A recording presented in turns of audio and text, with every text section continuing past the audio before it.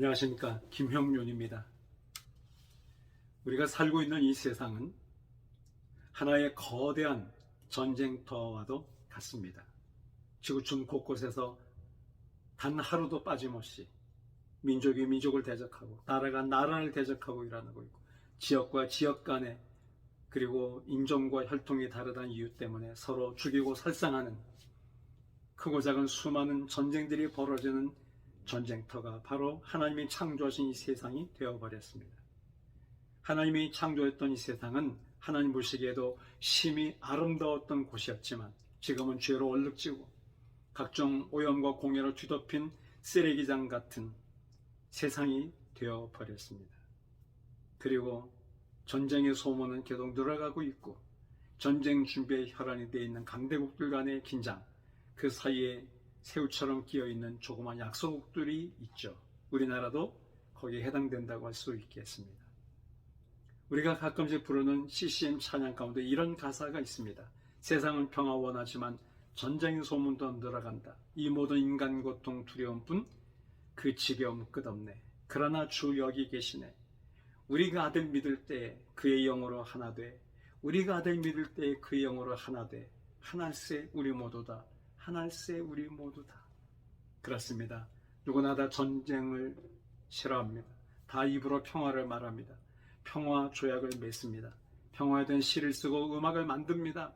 그렇지만 세상은 점점점 전쟁의 소문뿐 아니라 실제로 지구촌 곳곳에서 전쟁의 포화가 끊이질 않습니다. 왜 사람들은 서로 사랑하고 평화롭게 공존할 수 없는 것일까요? 그 이유는 바로 욕심과 이기심 때문입니다. 욕심은 만족할 줄 모르는 마음을 가리키는 것이고, 이기심은 자기밖에 모르는 중심, 그런 태도를 가리키는 말이죠. 이 세상에 있는 창조물들 가운데 인간만큼 욕심으로 가득 찬 동물은 없는 것 같습니다. 저 밀림에 있는 맹수들조차 저희가 어떤 음식을 먹으면 위가 적당히 차면 더 이상 먹잇감이 앞을 지나가도 거들떠도 보지 않지만, 인간은 배부르다 하면서 꾸역꾸역 집어넣고, 또 거기서 찐 살을 빼기 위해서 돈을 지불하고 돈을 주고 약을 사먹는 이 미련하기 이를 데 없는 것이 바로 인간이란 정체입니다. 그리고 자기가 살만한 집이 있고 땅이 있음에도 불구하고 더 많이 소유하고 더 많이 움켜쥐려는 욕심 때문에, 그 탐욕 때문에 전쟁도 서슴지 않고 살상도 서슴지 않는 것이죠. 인간은 만족할 줄 모르는 이상한 동물입니다. 그래서 전도서 1장 7절에 보면 전도자 솔로몬은 말하기를 눈은 보아도 족함이 없고 귀는 들어도 차지 않는도다. 만족할 줄 모르는 이 악한 본성을 가진 존재가 인간이라는 것을 우리에게서 발견할 때가 얼마나 많습니까? 정말 이 세상이 평화를 가득 차면 좋을 텐데, 조화롭게 하루하루를, 그리고 이 한 해 한 해를 살아갈 수 있다면 얼마나 좋겠습니까? 전 그러면서 어느 선교의 수도에서 말했던 한 좋은 글이 있어서 읽어드리고 싶습니다. 제목은 평화의 기술자들입니다. 평화의 성령이 오소서. 그리고 우리에게 용서하는 기술을 가르쳐 주소서. 화해하는 기술, 서로 존경하는 기술, 서로 나누는 기술, 단절하는 기술, 모든 사람을 받아들일 줄 아는 기술을 가르쳐 주소서. 그들을 적으로서가 아니라 하나님의 선물, 내 형제 자매로 받아들이는 기술을 말입니다. 우리가 이 세상에 당신의 평화의 나라를 건설하는 그런 기술자들이 되도록 이끌어 주소서.